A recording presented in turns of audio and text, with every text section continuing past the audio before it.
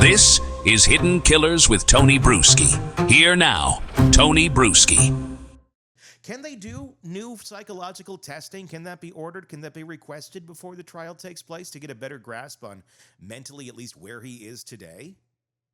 Oh, I'm sure they've had so much testing done. You know, we've seen the documents that have been ordered sealed, Mm-hmm. right? But yet the judge allowed us to see that they're ordering all this mental analysis sealed. In other words, we used to just see things that were sealed and have no idea what it is, Sure. right? Now we know it's his mental analysis and that of his family Mm-hmm. too, which I found quite interesting. Um, are they trying to make some sort of genetic link in that way? Yeah. But Tony, at the end of the day, they're going to look, I think, if he's found guilty, they are going to remember, and I believe the judge will let these photos in. They're going to see the crime scene photos. Yeah. They're going to see what this person did to these four young kids. And Yeah. I call them kids because they were, very young adults, certainly not financially free yet. Mm-hmm. So young adults. And I think that is going to override the word autism. Yeah.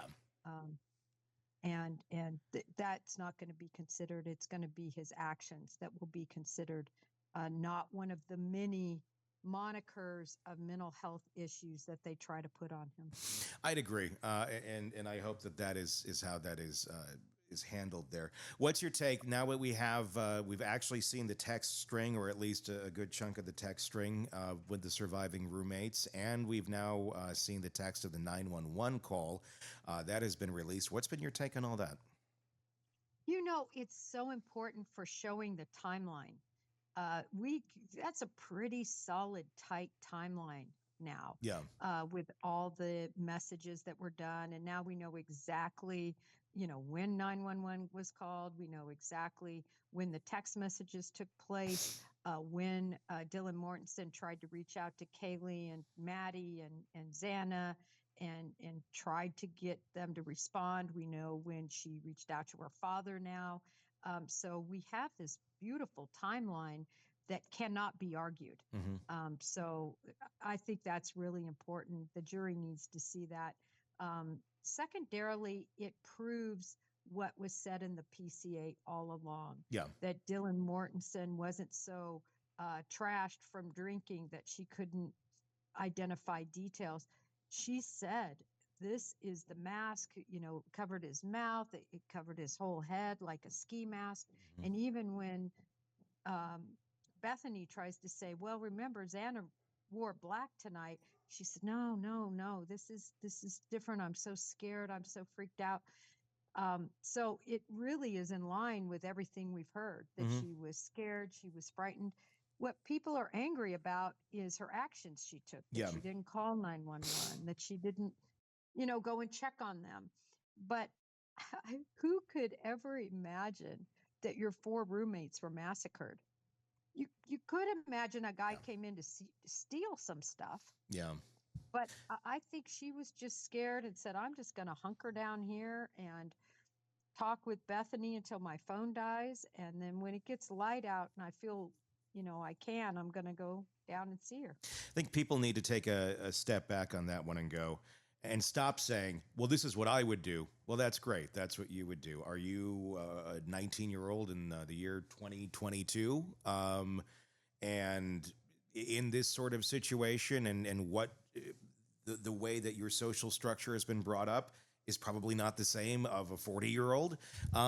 No, it's very, very different. And it not maybe the most effective way of thinking or the best choice that she made not to call 911, but they communicate amongst themselves before they call the police, which is not that uncommon. Plus, if you're not truly thinking that your roommates are murdered at that moment in time, which I don't think they thought, well, maybe they're just drunk and passed out and there's a weird guy that came in the house. We just saw him leave. Okay, it's done. Let's go back to bed.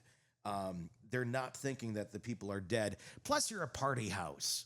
The last thing you want is the police wandering through your party house, finding whatever somebody may have in their own room that may be illegal, or somewhere in the house, or anything of that nature. You're not openly inviting police in for any real reason.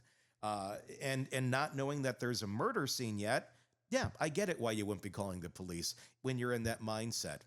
Back in our days, if we were in that situation, the only option we had was 911. We didn't have text to friends. We didn't have a cell phone to call our buddies and go, hey, I'm really scared right now, and kind of get that fear mitigated and calm down.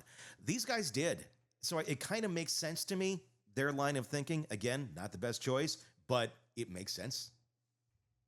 It does make sense. And the other thing is, we know that they had no inkling anything bad had happened, because even when they're seeing Xana lying on the ground, unconscious, not, they're still saying, oh, she went out last night, she got drunk. Yeah. I mean, that's all throughout the 911. They're not saying she's bleeding out. And I tried to explain that, yes, the blood down the wall, that's all very real.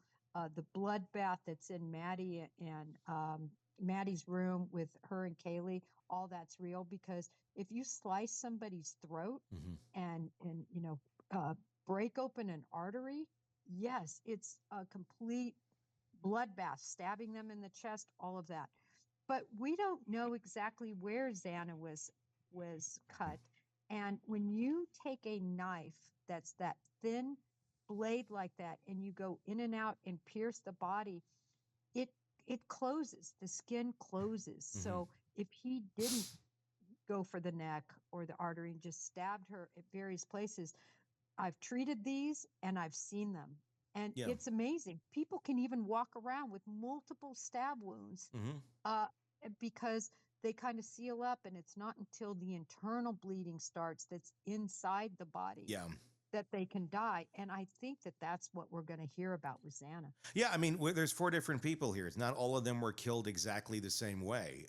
You can stab somebody and it looks like they're passed out sleeping because it didn't turn into a bloodbath. On some of the others, it certainly did. But maybe not on Xana. That's how it presented at that time of that phone call. Where do you think, or what else do you think we're going to hear coming out here now that Hippler's very much pushing for transparency? We have the 911 call. We have these text messages. There's a lot I'm curious about, including like the cell phone data of Kohberger. What was he looking up? What was he texting? Those sort of things. What was on his Amazon shopping list? What do you think we're going to find? What do you think is going to come out here before the trial now? Well, I think there could be more information related to his digital searches. We already know the Amazon, the defense is trying to get that out right away. They don't want to see searches, and they don't want to see what he purchased, Which right? are Because key items. it's going to go back to that K-bar knife. Yeah. That's what I believe. Yeah. But separate from that, I want to know all the digital information related to things like Google searches. Yeah. Did he, how to best kill somebody, the quickest way, things regarding his sexual anger. Was he Googling about incels? Was he, what all was he how? That's what I want to see. And I think the defense, especially if there's some that creep into that mind, the mind of Kohberger, that gives us a glimpse. I think we're going to see more on that, that the defense is going to motion to keep out. They'll certainly file their motions to keep it out, but I'm guessing there's some pretty damning things in there. I think if we see a K-bar knife on an Amazon list, I think it's game over. And especially if we see anything involving searching for murders or being involved in any sort of incel group or just expressing the frustration with women. And some of the things that we've seen, not exactly that, but just very, interesting ways of thought patterns with him in the past. That's going to be very, very damning. So I get that's why they don't want it in there. Is that also why we are seeing such a strong argument this early in? Granted, we're almost 3 years in, but this close to the trial for arguing his life or death with the autism argument. Not to focus on the autism argument, but to go, is this why we're putting this in here now and we're making a big focus on it? Because we're almost kind of assuming, look, all this other shit's going to come out and it's game over at that point. Yeah, I think that you hit the nail on the head there, Tony. And the other thing is, and I know I've argued this isn't going to happen this year. We're looking at next year at the earliest. Um, Man, I'm quasi retracting, only not the whole way because my experience is speaking against me. But what I didn't factor in is Judge Hippler. Yeah. Judge Hippler is running a tight ship, even tighter than I expected. Yeah. He's got tight, rigid timeframes. He only allows arguments for a short amount of time. He is not allowing the circus of, expert after expert to make a point. Uh, he's really tactically, and when Ann Taylor just says nonsense, he just shuts her up. Mm-hmm. He interrupts her, and he says, "Yeah, but isn't probable cause DNA on the knife sheath below the dead murdered victim?" Twice on Sundays, and he's made many other comments that have been able to kind of thwart Ann Taylor from talking ad nauseum about the same thing over and over. So I think things are really proceeding on track, and I think Ann Taylor's worried she's not going to be able to derail the August date. I think she is too. I think, her reactions when Hippler shuts her down have been kind of priceless. She's doing her job. She's a great attorney. I'm not knocking her. I'm just like, you can just kind of see it on her. If you're reading the tea leaves, you can kind of see it on her face like, oh, well, that one's not going to work. It's like, I tried. Let's move on. Let's go for another one. I'm going to argue. It's like arguing in class at like a court classroom where you're studying law. It's like, damn it, I really gave that a college try and it didn't work out. I kind of get that feeling from Ann Taylor. But my God, with all this and all that's going to continue to come out, I think it's going to be a lot of trying to control the narrative as best that she can on a ship that is very much taking on too much water in the watertight compartments and is going down. But we'll see. It's still many months away. Many months, Tony. The latest true crime stories, expert breakdowns, and shocking twists, all in one place. Press subscribe now to the Hidden Killers podcast and True Crime Today.